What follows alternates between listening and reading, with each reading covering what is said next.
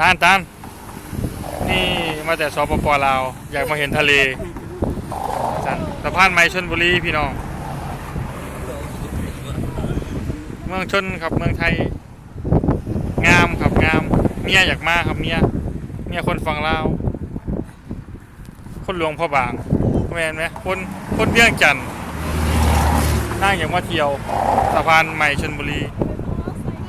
ก็เลยพามาพ่อพ่อใหญ่ขี่กระเดือนทะเล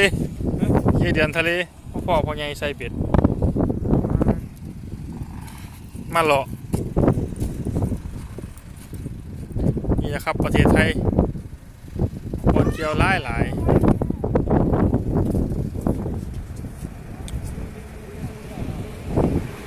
ซ้ำนี่ก่อนเด้อครับเด้อขับรถแล้ว